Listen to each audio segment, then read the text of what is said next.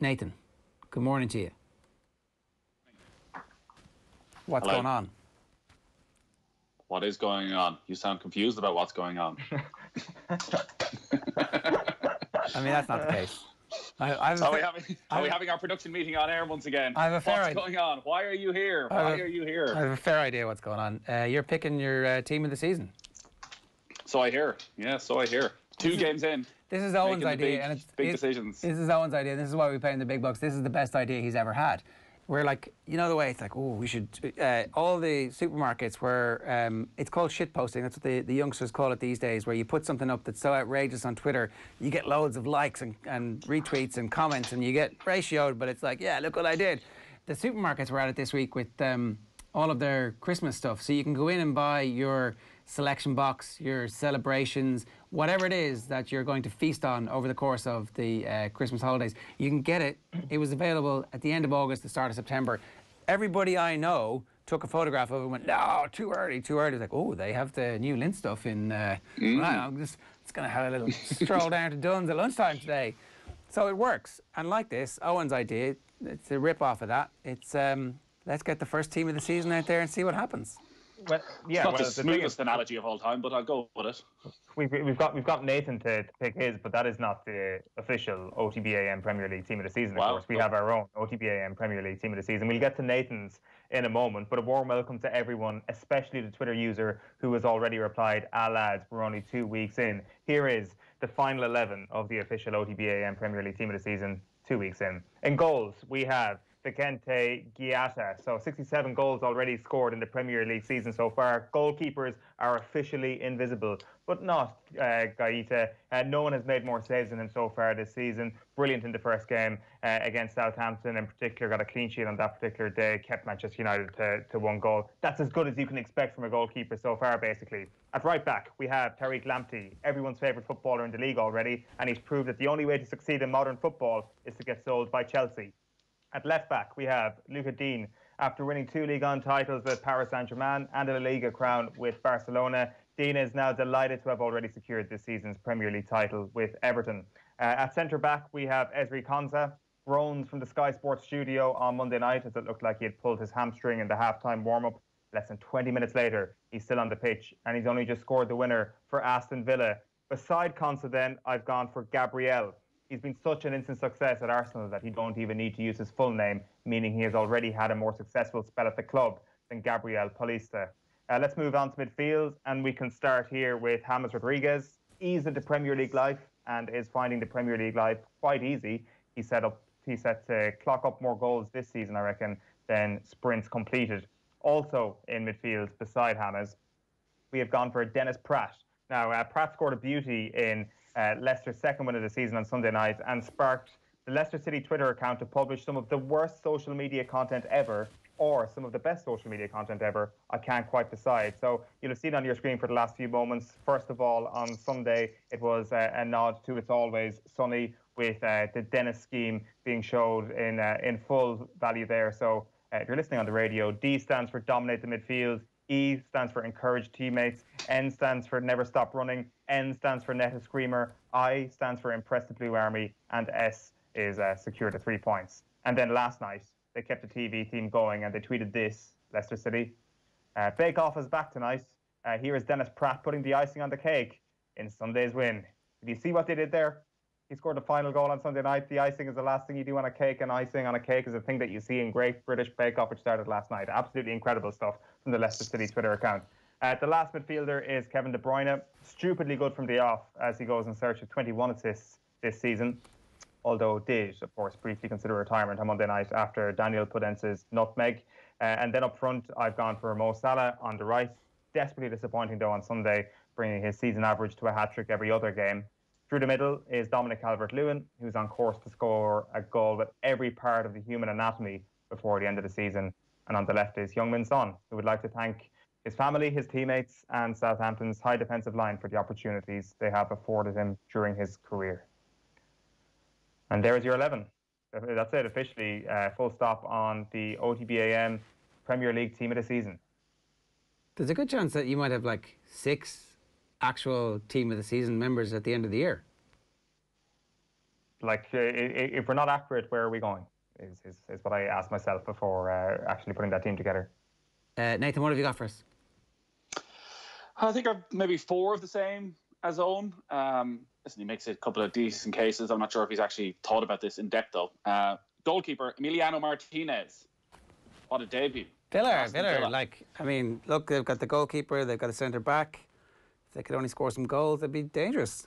Well, like, this guy could transform them from, a final day of the season relegation battle to a penultimate day of the season relegation battle, perhaps. He is that good, Ger. He is good. But he was very impressive. Ball at his feet, could pass it around at the back. Big step up on what they had last season. So I thought, he hasn't put a foot wrong so far. He kept a clean sheet. There haven't been many of them. Emiliano Martinez is my keeper. Right back is tough. Sort of shows how football has changed. It's hard to find any centre-backs who really deserve to be there. But there's any amount of full-backs who've been brilliant. But you could have gone for Seamus Coleman. Reece James has been good. He went with Lamptey. I go with Timothy Castagnier from Leicester. In fact, both my full-backs are from Leicester. Signed him from Atlanta. Castagna. Apologies. I regularly get the left back wrong as well, and I call him Justin James rather than James Justin. But it is James Justin, and he is my left back ahead of Luca Dean. He's been absolutely brilliant, bombing up and down that left wing. I played the end of last season at right back when Pereira got injured. Obviously, when they brought in the Belgian, they moved Justin, as it is, I'm still confused by it, to left back. And they're not missing Ben Chilwell at all. So, yeah, he's been brilliant. He gets in at left back. Centre-backs, I go with Gabriel as well. A little bit of solidity at the back for Arsenal. And I'm going to go, because they've been so bad so far, Fabinho. I'll throw him in there as an insult to all the other centre-backs, that this guy, central midfielder, can play one game and be better than the vast majority of them. And it was probably the biggest game of the season so far, that he was exceptional. So Fabinho is centre-back alongside Gabriel. The biggest shock from Owen's team, no, Alan, Everton's best player so far, middle of midfield, keeps the whole thing ticking over, has changed the way they play completely. He has got to be in your midfield. He's changed the way they've changed completely, but it doesn't necessarily mean he's been player of the season so far. Has he had a better season than Dennis Pratt? I don't think so. Yes. And I would have actually had Alan as my third choice in that remaining midfield position. I can't remember who else I was considering, because after Pratt banged in that goal at the weekend, I was like, well, that's it, because he was really good on the opening day of the season as well. Like, it's not fantasy football, it's actual football. So much like your centre back alongside Gabriel, Ezri Konsa, because he scored a goal, he gets in. And because what? Pratt scores a goal, he gets in. Tell me how many teams, Alan isn't going to score goals. He's not going to score goals. Tell me how many teams kept clean sheets at the weekend. Ezri Konsa had a brilliant defensive performance, was the standout centre back from the entire weekend that we've seen. He was certainly better than Fabinho, and it's one versus one. Now, Fabinho was excellent. Don't get me wrong. He was also excellent. Don't get me wrong. But if I was picking between Fabinho or Ezri Konsa for the best centre back performance of the weekend, I'm going for Konsa. Of the season. Of the season, of course, of the entire season, of the entire. It's the only game they played. To utilise all this evidence in front of us, and your fantasy football comment is actually derogatory at best. To be quite honest with you, your Alan pick is based on one game, the opening game of the season. Okay. This is Alan's position should be to anchor and actually keep things tight in a 1-0 win. It was 5-2 on Saturday. Okay. I'm not sure if he was actually. Okay, the official OTB AM Premier League Team of the Year will be back next week, don't worry. We're going to do a quick Ireland lowdown on what's going on here. Quickly, your front three, quickly.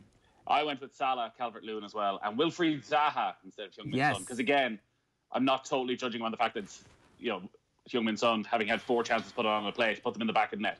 Wilfried Zaha, left-hand side, every day of the week. Zaha and Son can go through the middle, and Calvert-Lewin can slick his hook.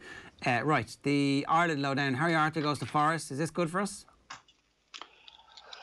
That means he's going to be playing football. He went back to Bournemouth and kind of thought maybe he'd stay there. We'll get first-team games, but they've changed manager, so that's not happening. Championship is where he's at. I don't think he was ever going to get a Premier League move. He'll play week in, week out at Forest, though they look to be in a bit of a mess at the moment. But he's going to be playing. Stephen Kenny obviously likes him, so as long as he's getting game time, I think that's the main thing. He's alongside Cyrus Christie there as well. The Connolly goal, Connolly starting a game, scoring. This is very important that he actually gets a bit of momentum, because young players come in, they're very famous for a couple of weeks, then they go off and they kind of got a little bit of understanding of what exactly their job is going to be week in, week out. So it'd be good for him to get a run here. Yeah, and when we spoke to Graham Potter a few weeks ago, he said the problem with these young players is they can be quite inconsistent at times. So the more goals he scored, the more likely he is to start these matches. He does still look very, very raw when you're watching him in terms of the type of runs he's making and just struggling at times to get involved in the game for long periods. But he took the goal brilliantly. And again, Brighton look as though they're kicking on a little bit from last season. So if he can keep his spot in the team, yeah. And Stephen Kenny fancies him. He should have scored in the first 2 matches. So you'd expect he's going to play in the game over in Slovakia. He'll probably play again, maybe on that left-hand side. It is what's his best position. Is it on the left? Is it through the centre, maybe drifting out to the left? If you're playing with 3 up top, do you really want your guy who's playing through the centre drifting out to the wings where he can be a bit more involved? So that's the thing he's going to have to figure out. And that's just going to come from game time as to what is his best position and then learning to play that position. James McClean dominating Manchester United, highlighted on Match of the Day in a package, breaking up play, exactly what we want to see. This is the type of thing that we need. James McCarthy. Yeah, James sorry, McCarthy. Yeah. James McClean. He's next on my list, sorry. James McCarthy. Yeah, but they play with a different system. And this, again, is the question for Stephen Kenny. How do you get James McCarthy playing in a 3 when he's so good in a 2 at Crystal Palace? So he's alongside James McCarthy. They play with a very, particularly at Manchester United, it was the most straightforward 4-4-2 you would see. And they sat right back, particularly the midfield too. So he has someone alongside him also protecting the defence and allowing him at times to get on the ball a little bit more. Whereas I still don't think in a 3, all on his own, he has the energy or the personality that you need for that spot. So I think a lot of people feel maybe a switch to a 4-2-3-1 may suit Ireland down to the ground, because it means you should get the best out of McCarthy and you can play a Hendrick or a Malumbi or whoever else, Arthur, in alongside him. But like that system that Crystal Palace plays so well is not the system that Ireland played in the first 2 matches. So we're not comparing like with like. James McClean has been linked with Celtic. Is this a great idea or a terrible idea? It's a great idea, isn't it? Yeah, absolutely a great idea. Well, it's a great, and it'd be a great idea for James McClean. Why would he not want to go there? We spoke about Shane Duffy, Derry lad, 10 in a row. What a hero you're going to be for the rest of your life if you're part of that side. And for James McClean as well, and listen, maybe it'll suit him that there maybe nobody at an Old Firm for the season, and the potential downside of what could happen isn't really there. There's some chance that Spurs might go to 3 at the back. Martin Lipton was saying a little bit earlier on, which would free Matt Doherty to be Matt Doherty. That's the right thing that might happen for him? Yeah, he's been very good when he's had the ball for Spurs. It's the exact same as we saw with Ireland. Like when he gets the ball in the opposition half, he's doing the right thing and he's making loads of brilliant runs. They haven't managed to pick him out at times. It is when he's gone forward, how quickly can he get back? And 2 or 3 times again at the weekend, he looked out of position when he went forward because the ball didn't come. He was pretty much in line with Harry Kane, 30 yards from the opposition goal. The move breaks down over in the left-hand side, and suddenly there's this massive hole in the right-back position where Matt Doherty should be. So that's not going to change unless they want him to become extremely defensive-minded, which I don't think they do. No. They had the same problem with Serge Aurier last year. So much like Ireland, yeah, for Matt Doherty, 3 at the back would work. So what, we're playing Doherty on the right and Bale on the left? Or Reguilon on the left and Bale a bit more advanced? Reguilon on the left, Bale part of the front 3. Right. Jimmy Dunn scoring. Jimmy Dunn suddenly potential for Ireland, is it? Like, I mean, I have not heard anybody speculate that Jimmy Dunn might be centre-back of the future for Ireland so quickly, but how soon does he start getting into the reckoning for Ireland selection? Well, we didn't have many centre-backs in the last squad. Darragh Lenihan was the only one, and then Darragh O'Shea was added in later on. Everyone's talking about Jimmy Dunn and forgetting that he was also starting alongside a much more experienced Ireland centre-half in Kevin Long. And you'd expect it's one of 2. So speculation seems to be that Tarkowski may go from Burnley to West Ham. Will they try and reinvest that money and get a new centre-back? The problem at Burnley, as we know, is if you're out, you're out. So if it's Ben Mee and one other, there's probably space for either Long or Dunn, and they will get a lot of game time this season, and the other one will be stuck on the bench. I remember at the end of last season, Jimmy Dunn was pretty much on the bench, I think, for every Burnley game after the restart. You would have thought, young guy, he's been around the squad, Burnley are safe and sound. You give him a couple of minutes somewhere. You know, not Sean Dyche. Even when they're making one substitute and there's 10 minutes left, he doesn't even give him 2 minutes. So that'll be the one concern for Jimmy Dunn, is that if you're not in that starting 11 by the end of the transfer window, it's virtually impossible to break through under Sean Dyche. All right, last one for now. Obafemi's not getting his game. Do you try and agitate for a move? Do you wait and hope that injuries are going to happen? There's going to be loads of games this year, coronavirus, blah, blah, blah. You will get your chance. When you get your chance, you just have to be ready for it? Yeah, I think you the latter. You just have to wait for your chance.